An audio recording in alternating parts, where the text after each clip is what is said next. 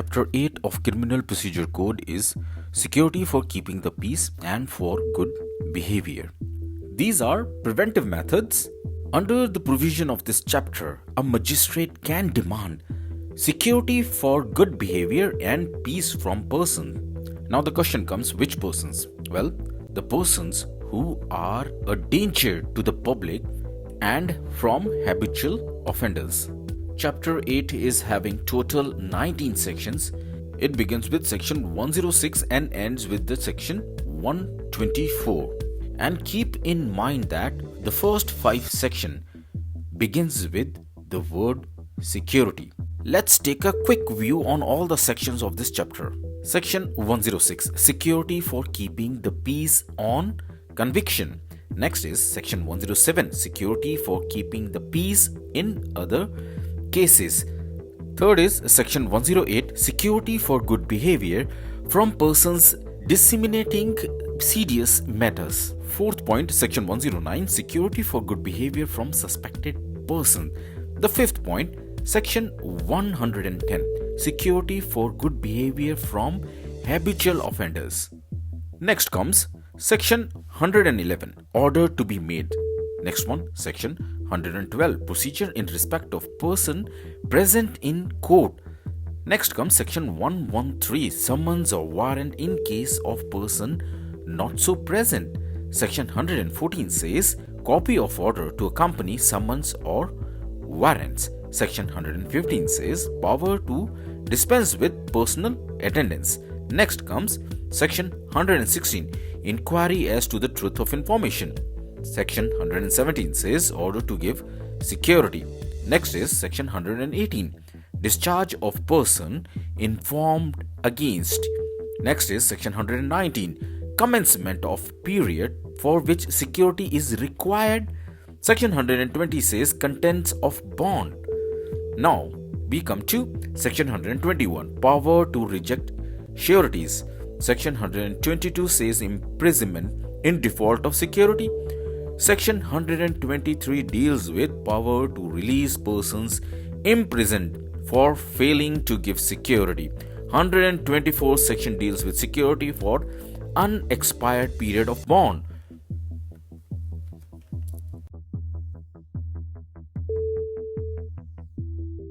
Let's cover each section in detail. Section 106, security for keeping the peace on conviction. Subsection 1 of section 106 says, when a court of session or court of magistrate of a first class convicts a person of any of the offences specified in subsection 2 or of abetting any such offences and is of opinion that it is necessary to take security from such person for keeping the peace, the court may at the time of passing sentence on such person order him to execute a bond with or without sureties for keeping the peace for such period not exceeding 3 years as it thinks fit. Subsection 1 of section 106 says, when a person is convicted by whom? By court of session or court of magistrate of first class. The conviction should be for offences punishable under IPC, section 153 A, B or under section 154 of IPC. This is what it is specified in subsection 2. And on such conviction, the court is of the opinion that the security should be taken from such person, otherwise they might create problem to the society by offences like assault, criminal force or committing mischief, criminal intimation, etc. So judge can ask for security for keeping the peace, not doing all such offences, and execute a bond with or without sureties as the judicial officer may think fit, and it should not exceed 3 years period. This is important thing. Next is subsection 2 of section 106. The offences referred to in subsection 1 are as in clause A, any offence punishable under chapter 8 of the IPC other than offences punishable under section 153A or section 153B or section 154. Clause B of subsection 2 of section 106 says any offences which consist of or includes assault, using criminal force or committing mischief. Next offense is as per clause C of subsection 2 of section 106, which is any offense of criminal intimidation.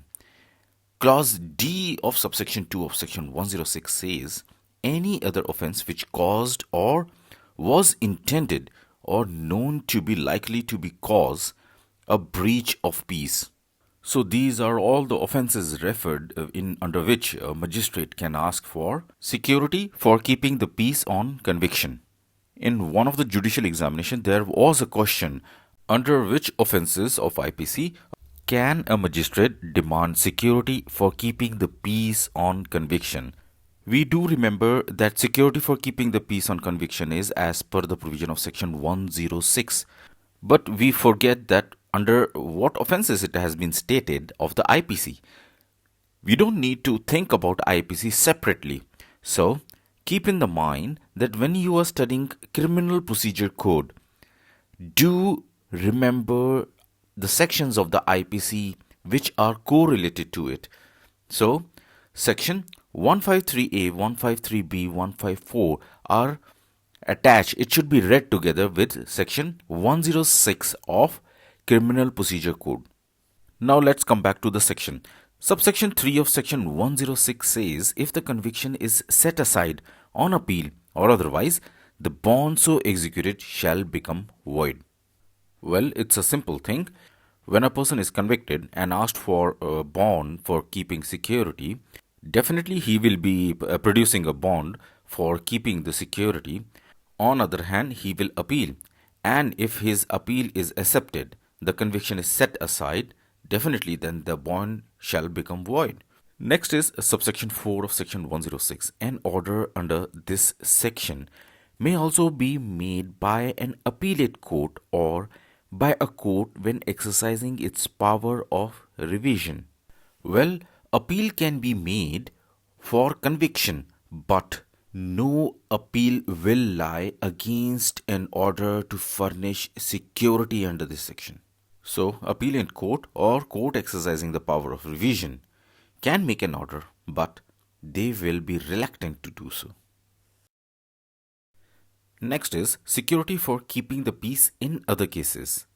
As per the provision of section 107, subsection 1 of 107 says when an executive magistrate receives information that any person is likely to commit a breach of the peace or disturbs the public tranquility or to do any wrongful act that may probably occasion a breach of the peace or disturb the public tranquility and is of opinion that there is sufficient ground for proceedings, he may, in the manner thereafter provided, require such person to show cause why he should not be ordered to execute a bond, with or without sureties, for keeping the peace for such period not exceeding 1 year as the magistrate thinks fit.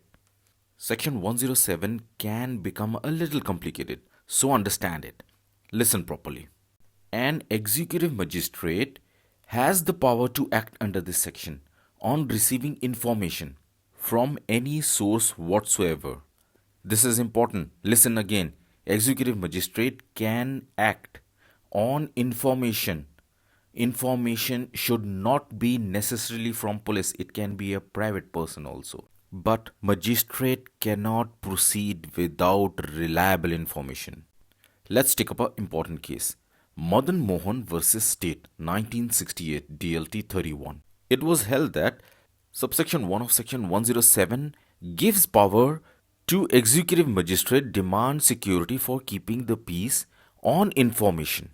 But without reliable information, a magistrate cannot proceed under this section. Got it? Okay, let's move to the next point. Subsection 2 of section 107.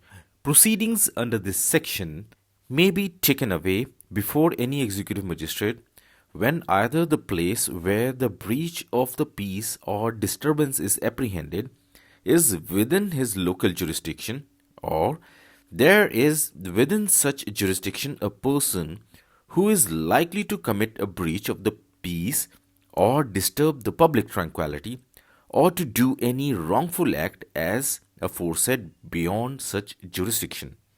In simple words, the person must be residing either temporarily in that place where the jurisdiction of the court is. The orders for keeping security cannot be made for a person who is outside the jurisdiction of the court. That's it. Third point is security for good behavior from persons disseminating seditious matters.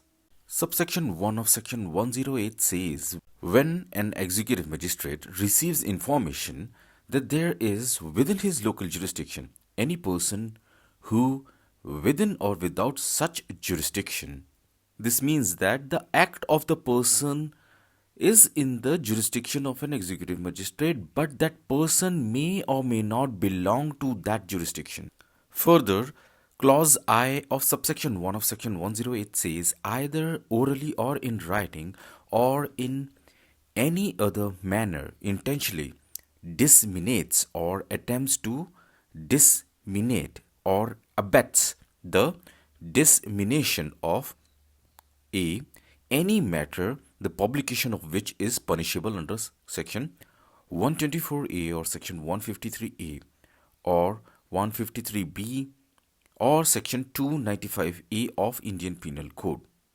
B. Any matter concerning a judge acting or purporting to act in the discharge of his official duties which amounts to criminal intimidation or defamation under the Indian Penal Code. Subsection 1 says the magistrate receives an information through complaint or some other mode. Clause I of subsection 1 of section 108 says information regarding a person who is either orally or in writing has an intention to disseminate means to spread, attempts to spread or abets to spread some information or things which is punishable under section 124A and section 153A and B, section 295A of Indian Penal Code.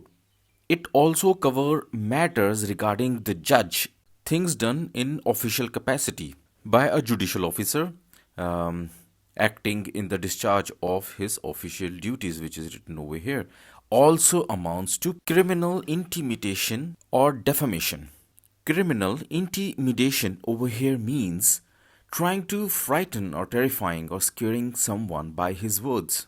Next, clause 2 of subsection 1 of section 108 says makes, produce, publishes or keeps for sale, imports, exports, conveys, sells, lets to hire, distribute, publicly exhibits, or in any other manner puts into circulation any obscene matters such as is referred to in section 292 of Indian Penal Code, and the magistrate is of the opinion that there is sufficient ground for proceedings, the magistrate may, in the manner hereinafter provided, require such person to show cause why he should not be ordered to execute a bond, with or without sureties, for his good behavior for such period not exceeding 1 year, as the magistrate thinks fit.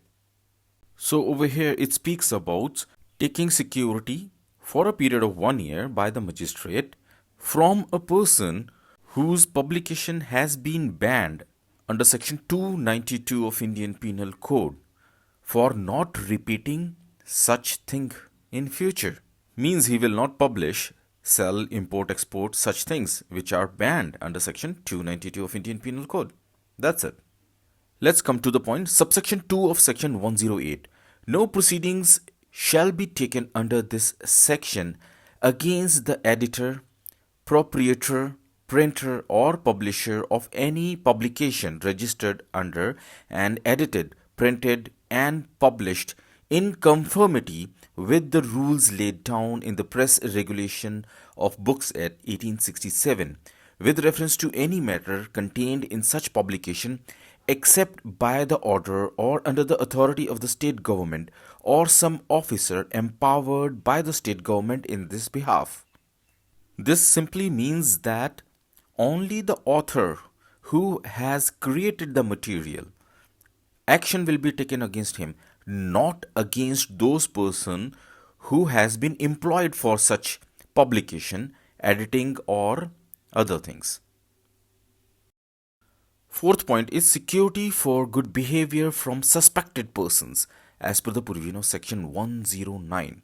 When an executive magistrate receives information that there is within his local jurisdiction a person taking precautions to conceal his presence, and there is reason to believe that he is doing so with a view to committing a cognizable offense, the magistrate may, in the manner hereinafter provided, require such person to show cause why he should not be ordered to execute a bond, with or without sureties, for his good behavior for such period not exceeding 1 year, as the magistrate thinks fit. Section 109 says security can be taken from those suspected persons who conceal their presence. Now, concealing a presence is a very wide meaning. It was very well explained in a case, Abdul Ghaffar versus Emperor, AIR 1943, all 367. It was held that conceal his presence means wearing a mask, covering a face, or disguising oneself by a uniform or any other manner. Fifth kind of security, security for good behavior from habitual offender as per the provision of section 110.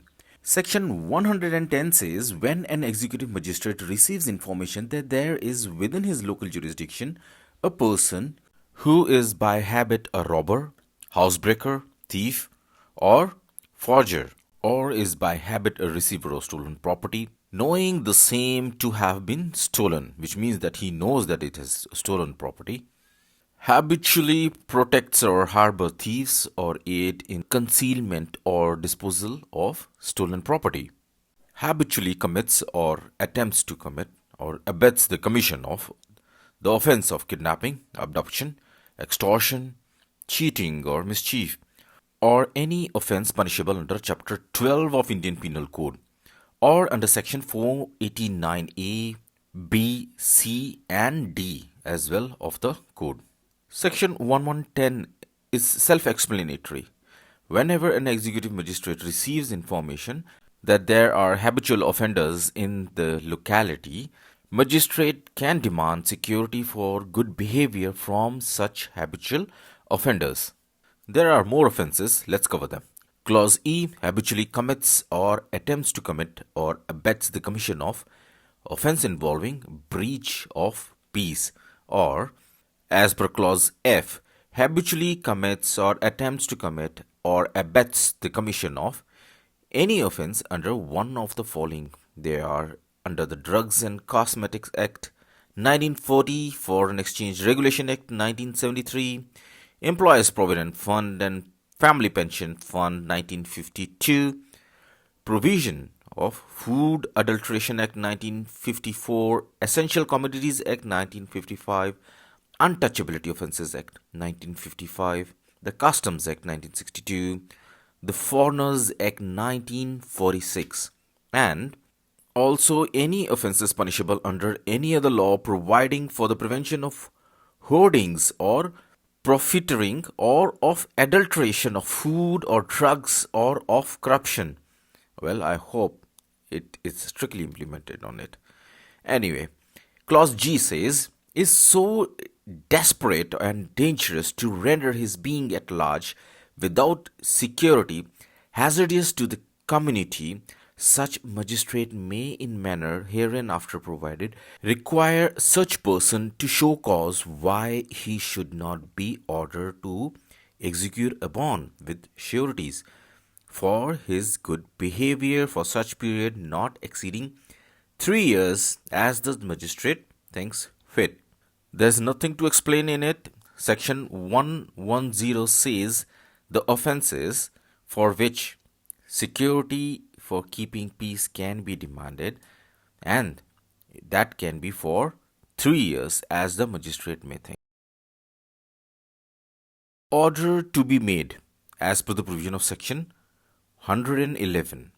When a magistrate is acting under section 107, 108, 9 and 10 deems it necessary to require any person to show cause under such section, he shall make an order in writing setting forth with the substances of the information received, the amount of the bond to be executed, the term for which it is to be in force, and the number, character, and class of sureties, if any, required. Section 111 to Section 124 provide the procedure according to which security may be demanded either for keeping peace or for good behavior. Now let me try to explain Section 111, that is Section 111. Section 111 are actually preliminary orders of the magistrate. It is a show cause notice to a person. Obviously, it is in writing and there are four main things in it. 1. The substance of information received. 2. The amount of bond to be given. 3. The term for which it will be in force. And the fourth one, the number, characters and class of sureties, if any, required. Let's take up an important case. In Zahir Ahmed versus Ganga Prasad, AIR 1963. In this case, Allahabad High Court has held that provision of these sections are mandatory. Therefore, non-compliance of the provisions cannot be treated as a mere irregularity. The second most important thing in this section is the amount of bond. For this, let's take up another case. Raza Ali and Muhammad Yasin case. It was held that in fixing the amount of bond, the magistrate must consider the status of the person concerned and should demand such a sum for which there is fair probability to find security. Since in default of furnishing the bond so required, a person may be imprisoned, it would be reasonable and just that he should be afforded a fair chance of complying with the required condition of security. Got it? Okay, let's move to the next one. Procedure in respect of person present in court as per the provision of section 112. If the person in respect of whom such order is made is present in court, it shall be read over to him, or if so desires, the substance thereof shall be explained to him. In section 111, we read that a notice will be served to a person in writing. Over here, we see that the person is present in the court. In such condition, the notice is not required to be sent. He will be explained or read regarding the notice in the court in front of him. That's it.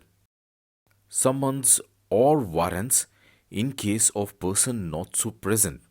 Section 113 says if such person is not present in court, the magistrate shall issue summons requiring him to appear, or when such person is in custody, a warrant directing the officer in whose custody he is to bring him before the court.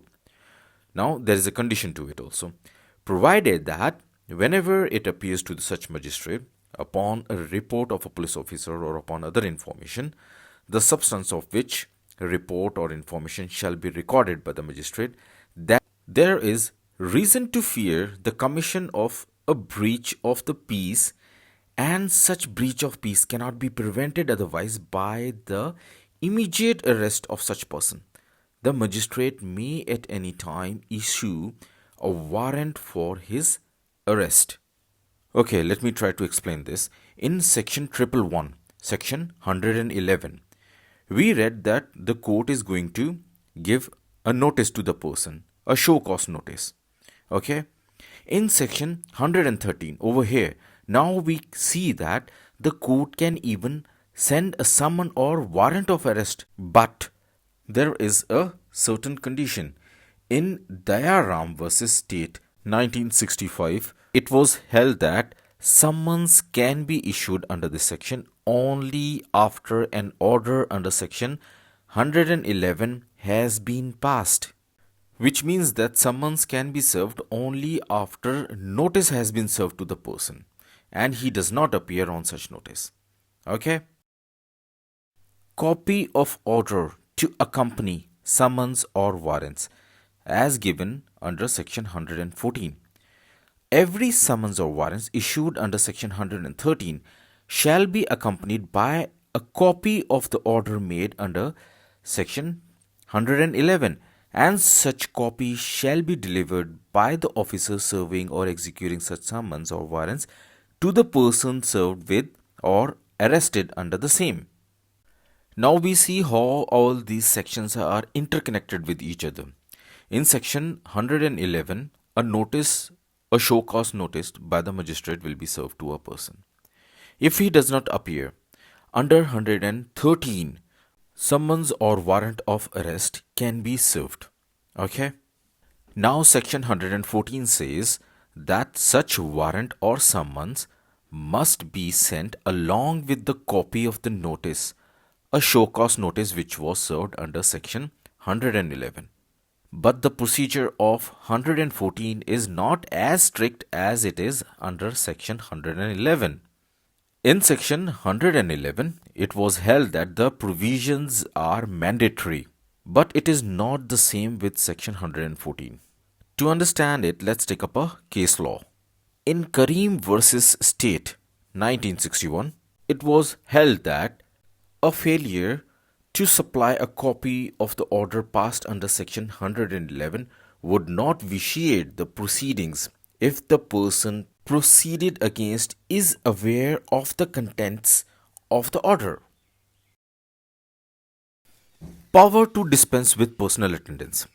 As per the provision of section 115, the magistrate may, if he sees sufficient cause, dispense with the personal attendance of any person called upon to show cause why he should not be ordered to execute a bond for keeping the peace or for good behavior, and may permit him to appear by a pleader.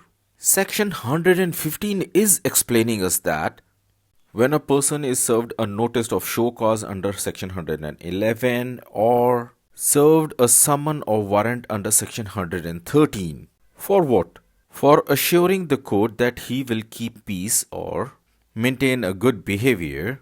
Now section 115 is allowing a kind of liberty to a person that he need not present for giving a sureties or bonds for keeping peace and good behavior. He can send a pleader instead. That's it.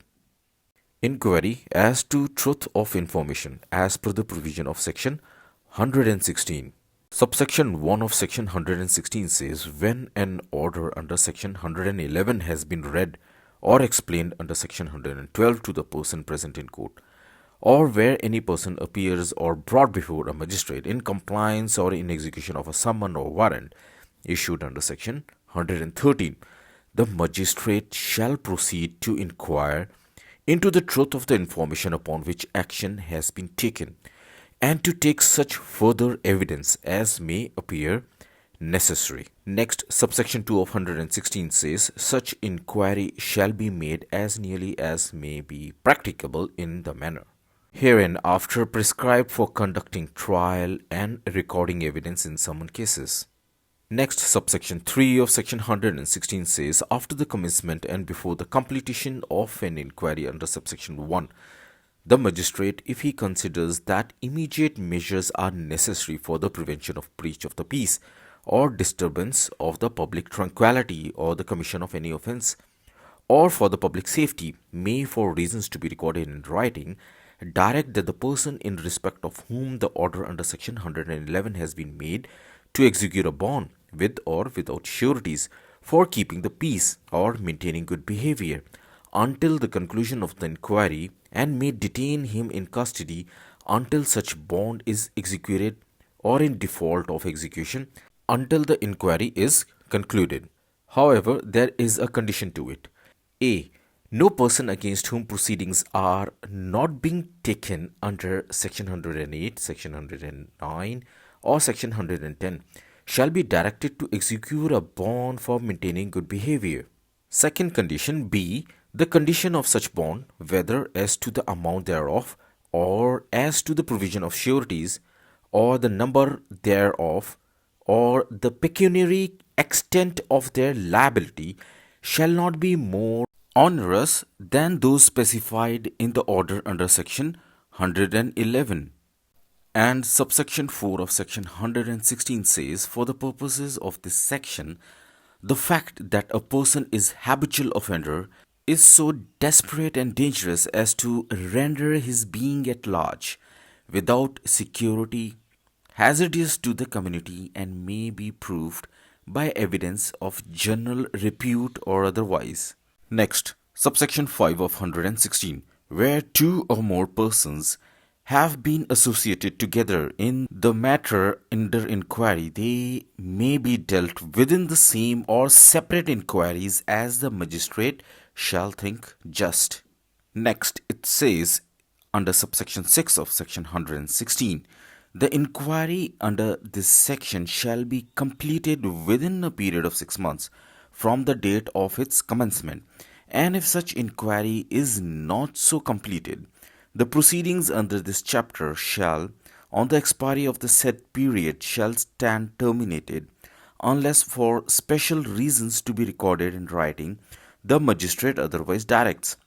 Provided, now the condition to it is that where any person has been kept in detention pending such inquiry, the proceeding against that person, unless terminated earlier, shall stand terminated on the expiry of a period of 6 months of such detention.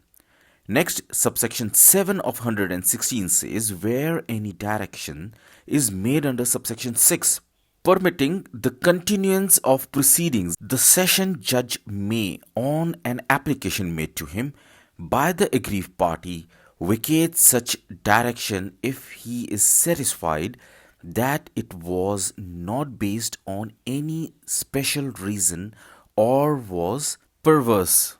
Now let me try to explain section 116, which says inquiry as to the truth of information.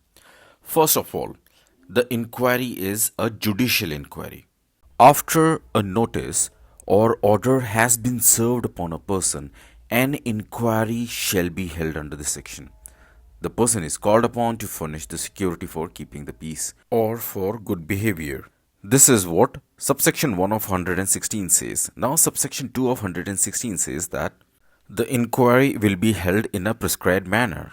The prescribed manner is that the evidence should be taken in the presence of the party charged and an opportunity should be given for cross-examination of the witnesses. Next, subsection 3 of 116 says that when such inquiry is completed, magistrate may detain a person in custody until such bond is executed or in default of execution until the inquiry is over. Now the magistrate has to apply his mind. This is what subsection 4 of 116 says, whether such person is a habitual offender and dangerous to the society if we do not take security or surety from that person that he will not create problem to the society.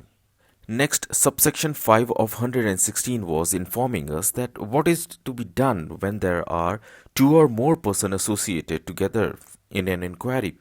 Well, it depends upon the magistrate whether separate inquiries are to be held for everyone or one inquiry is enough for everyone. Next, in sixth point, that is subsection 6 of 116, says that such inquiry shall be completed within 6 months. It also says that if the inquiry is not completed within 6 months, then the inquiry will stand terminated. However, there is a condition to it that a person may be kept in detention pending such inquiry even after the inquiry period of 6 months is over, but the magistrate has to give special reasons in writing that why he should be continued even after 6 months. Now there was an important question, calculation of the time of 6 months.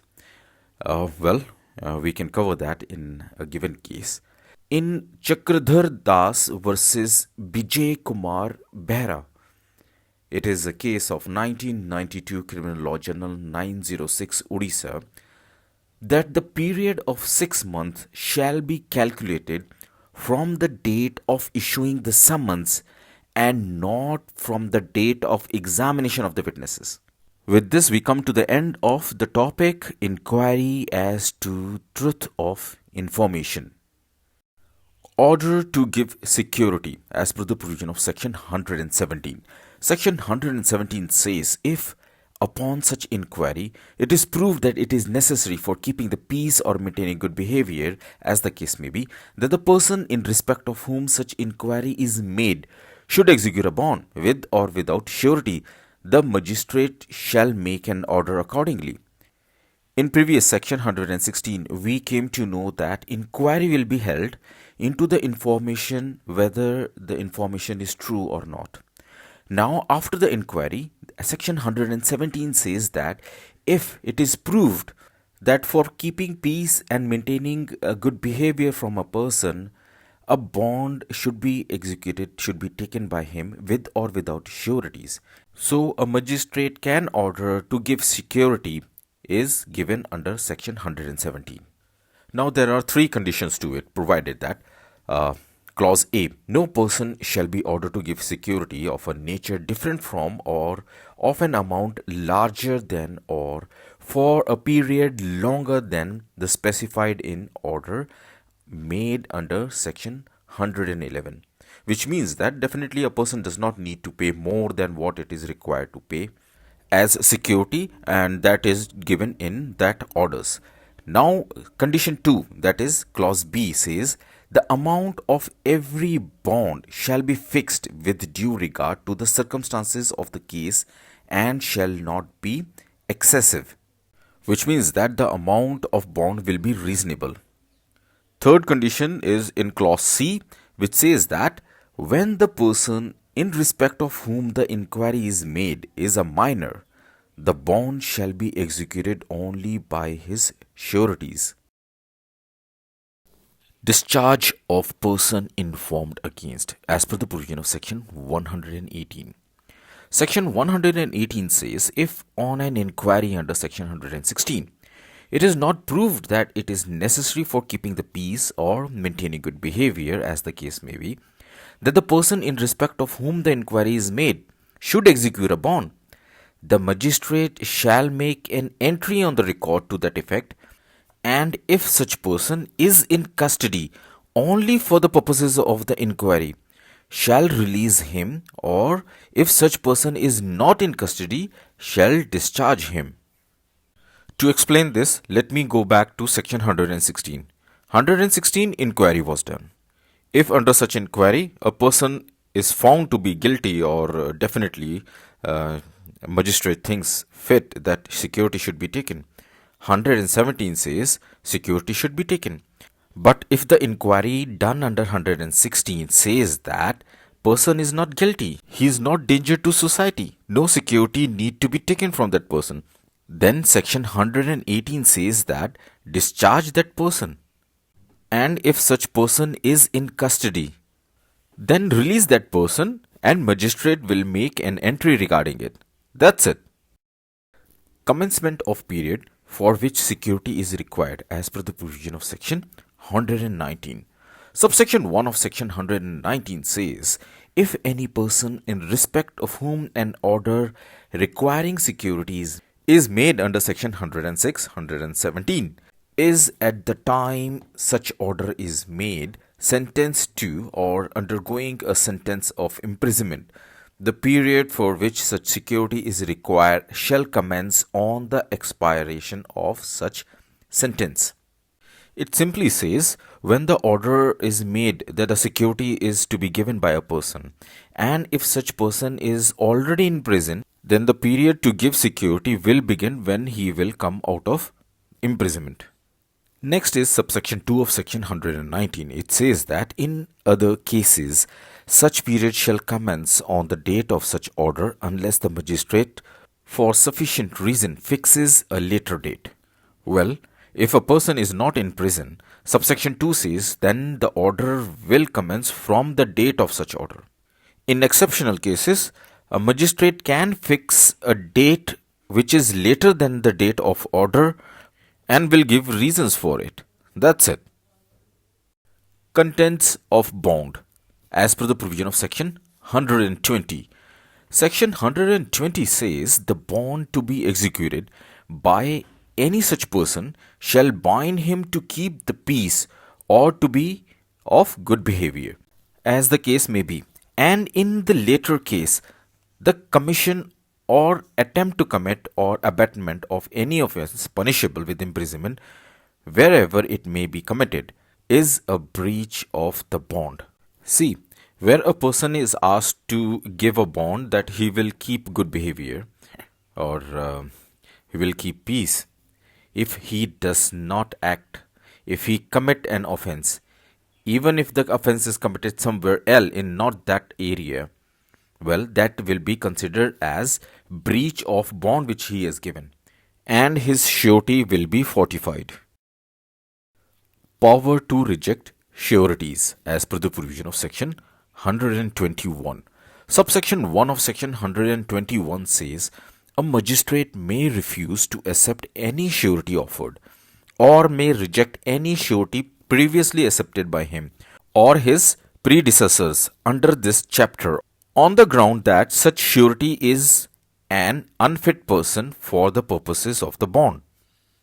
Now, this is something very interesting, something very dangerous as well.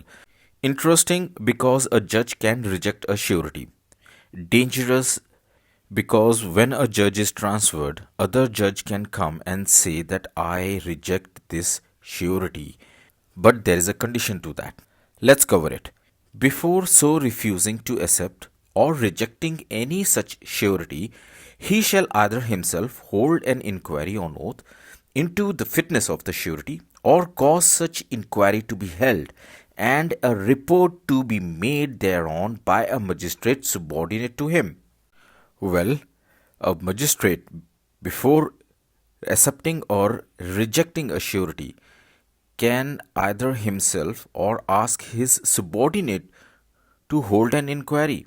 Well, in both cases, I think only his decision will prevail that whether he wants the surety to be accepted or rejected made by his predecessor. So I'm not really happy with this power. Anyway, subsection 2 of section 121 says such magistrate shall, before holding the inquiry, give reasonable notice to the surety and to the person by whom the surety was offered, and shall, in making the inquiry, record the substance of the evidence adduced before him. This means that when a magistrate is either accepting or rejecting a surety, before doing so, he will give a reasonable notice to the surety. Okay, let's move to the next one. Subsection 3 of section 121 says, if the magistrate is satisfied, after considering the evidence so adduced either before him or before a magistrate deputed under subsection 1, which means is subordinate, and the report of such magistrate, if any, that the surety is an unfit person for the purposes of the bond, he shall make an order refusing to accept or rejecting, as the case may be, such surety and recording his reasons for doing so. Which means that after the inquiry, a magistrate may decide whether he is either refusing to accept or rejecting, as the case may be, the surety and will give reasons for his such decision.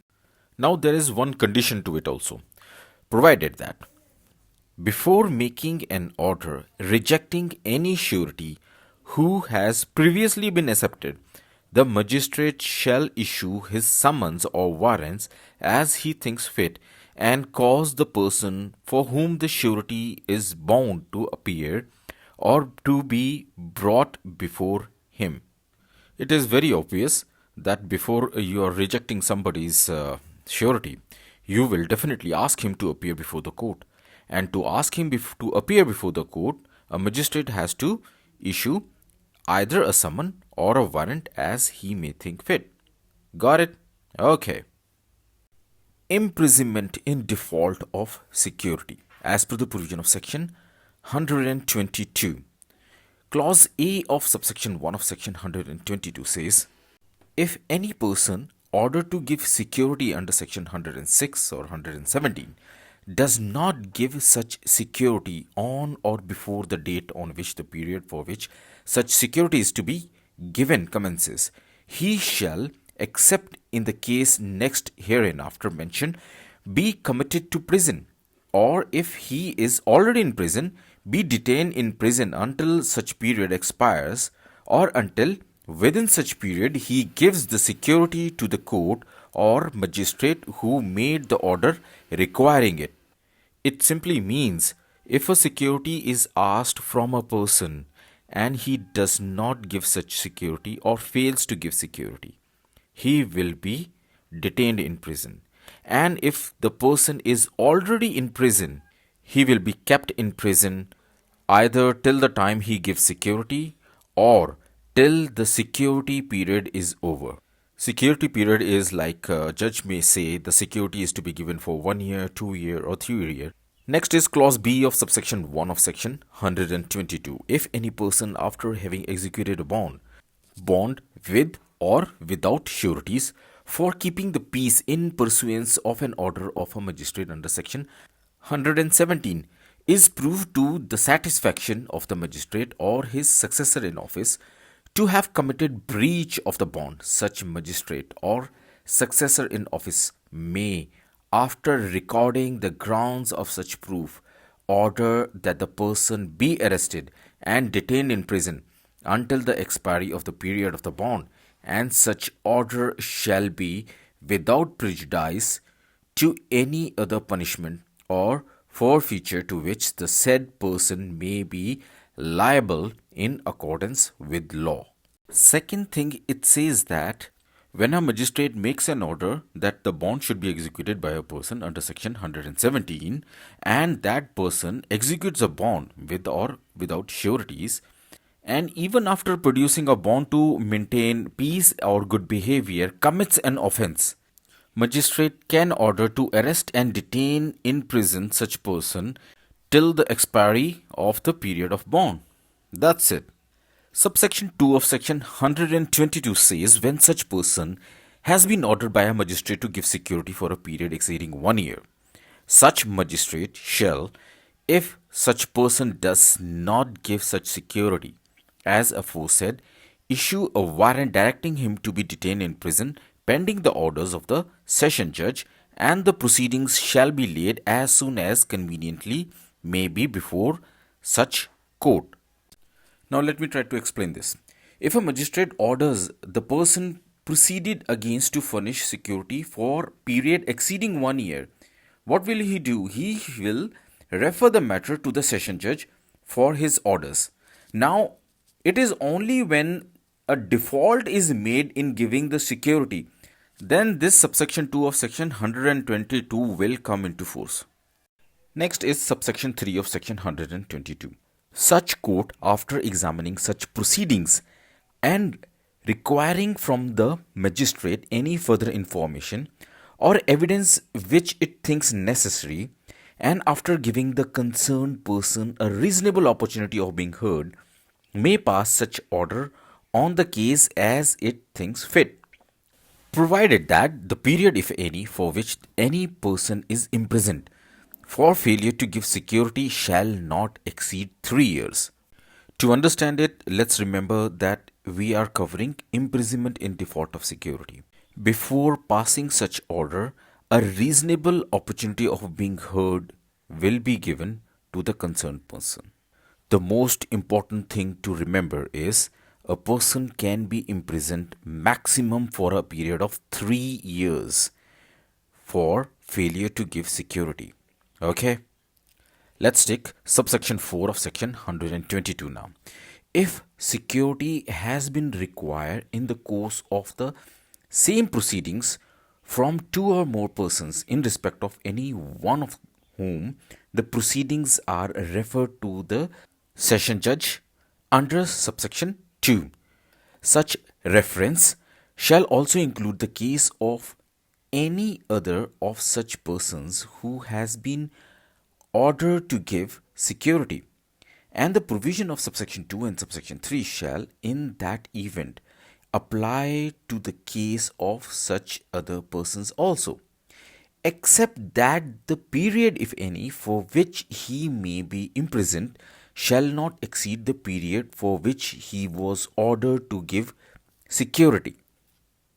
Well, it says that if the proceeding is against two or more person and one of the person has been ordered to give security, it will be applicable to all other person as well, except the period of imprisonment in default of non-payment of security. That is going to be only the period which is given in the order for each person. Got it? Okay, let's move to the next point. Subsection 5 of section 122. It says that a session judge may, in his discretion, transfer any proceedings laid before him under subsection 2 or subsection 4 to any additional session judge or assistant session judge, and upon such transfer, such additional session judge or assistant session judge may exercise the power of a session judge under this section in respect of such proceedings. Subsection 5 is just informing us regarding delegation of power, you can say, by session judge for this purpose to additional session judge or assistant session judge, and the same will be considered as if it has been done by a session judge. That's it. Subsection 6 of 122 says, if the security is tendered to the officer in charge of the jail, he shall forthwith refer the matter to the court or magistrate who made the order, and shall wait the orders of such court or magistrate. Subsection 6 of 122 says, if the required security is given to the officer in charge of the jail, what he is going to do? He will definitely inform to the court or a magistrate, and thereafter will wait for the orders of the court or the magistrate. Subsection 7 of 122 says, imprisonment for failure to give security for keeping the peace shall be simple. Okay? And subsection 8 of section 122 says, imprisonment for failure to give security for good behavior shall, where the proceedings have been taken under section 108, be simple, and where the proceedings has been taken under section 109 or section 110, be rigorous or simple as the court or magistrate in case directs. Check the difference. Subsection 7 is talking about failure to give security for keeping the peace. It shall be simple. Subsection 8 is talking about failure to give security for good behavior. It may be simple or it may be rigorous. It will be decided by the court or the magistrate. Got it? Power to release persons imprisoned for failing to give security. Subsection 1 of section 123 says, whenever the district magistrate, in the case of an order passed by executive magistrate under section 117, or CGM in any other case, is of the opinion that any person imprisoned for failing to give security under this chapter may be released without hazard to the community or to any other person, he may order such person to be discharged. It simply says that the district magistrate can release a person if he thinks that a person has failed to give security, but we should release him. He will not be a hazard to the society or to any particular person. Next is subsection 2 of section 123. Whenever any person has been imprisoned for failing to give security under this chapter, the High Court, the Court of Session, or where the order has been made by other court, district magistrate, in the case of an order passed by an executive magistrate under section 117, or the CGM, may make an order reducing the amount of the security or the number of sureties or the time for which security has been required. From subsection 2 of section 123, we come to know this thing, that where a person is imprisoned for failing to give security, the above given courts can do three things. 1. Reduce the amount of security. 2. Reduce number of sureties. 3. Reduce the time for which security has been required. Okay, next is Subsection 3 of Section 123, an order under Subsection 1 may direct the discharge of such person either without conditions or upon any conditions which such person accepts, provided that any condition imposed shall cease to be operative when the period for which such person was ordered to give security has expired. In subsection 1 of section 123, we read that if a person fails to provide security for keeping peace or good behavior, he may be released by the magistrate if he is of the opinion that he may not be a hazard to the community or to some person. The person may be released, but the conditions of the order for keeping peace and good behavior will come to an end only when the period given in that order comes to an end. Okay? Subsection 4 of Section 123. State government may prescribe the conditions upon which a conditional discharge may be made. A conditional discharge can be made, and that will be as per the orders of the state government. Okay? Next one. Subsection 5 of Section 123. If any condition upon which any person has been discharged is in the opinion of district magistrate, in case the order has been passed by an executive magistrate or a CGM, in other cases, by whom the order of discharging was made or his successor not fulfilled, he may cancel the same. Subsection 5 of 123 is simply explaining us when a person is discharged with some conditions and the person has not fulfilled all those conditions, then that order will be cancelled. That's it. Next is subsection 6 of 123. When a conditional order of discharge has been cancelled under subsection 5, which we just read, such person may be arrested by any police officer without warrant and shall thereupon be produced before a district magistrate in case the order has been passed by executive magistrate or CGM in other cases. Subsection 6 of 123 is informing us when a person is released, discharged with some conditions and he does not fulfill that conditions, definitely he will be arrested by the police, and for such arrest the police officer do not need any warrant for that. Means there is no requirement for arrest warrant in this case. Next is subsection 7 of 123.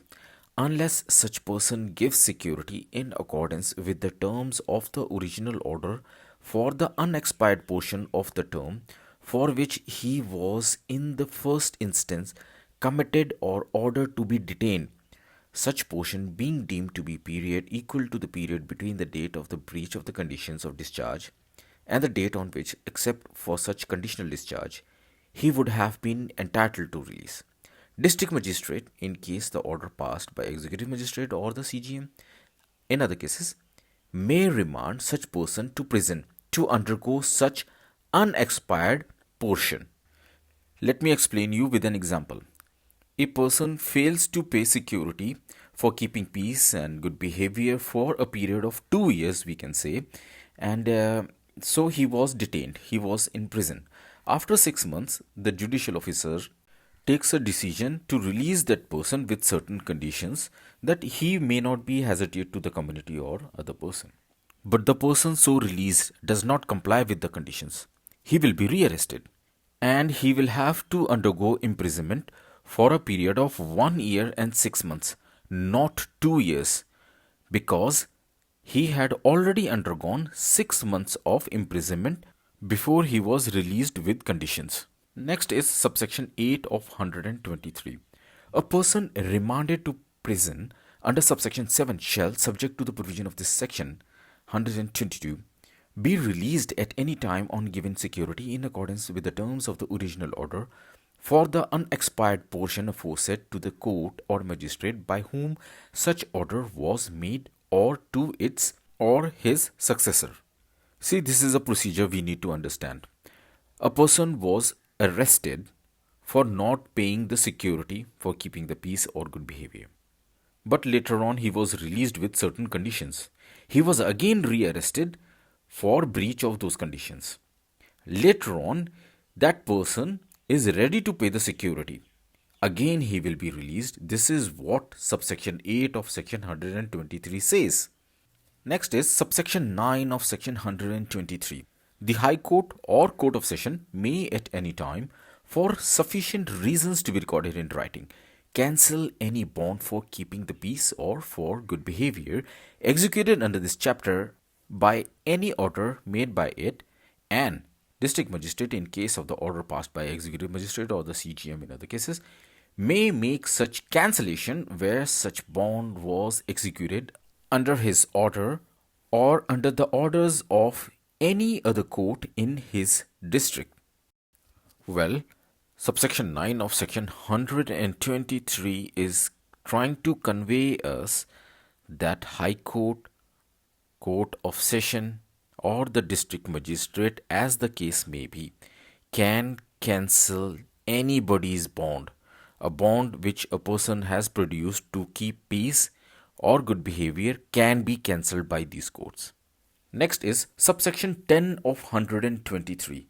Any surety for the peaceable conduct or good behavior of any person ordered to execute a bond under this chapter may at any time apply to the court making such order to cancel the bond, and on such application being made, the court shall issue a summons or warrant as it thinks fit, requiring the person for whom such surety is bound to appear or to be brought before it.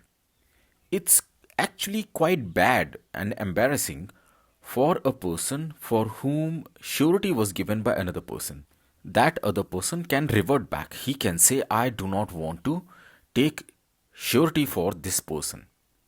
Well, in that case, the court will send a summons or a warrant, as the case may be, to produce that person before the court. Security for unexpired period of bond, as per the provision of section 124.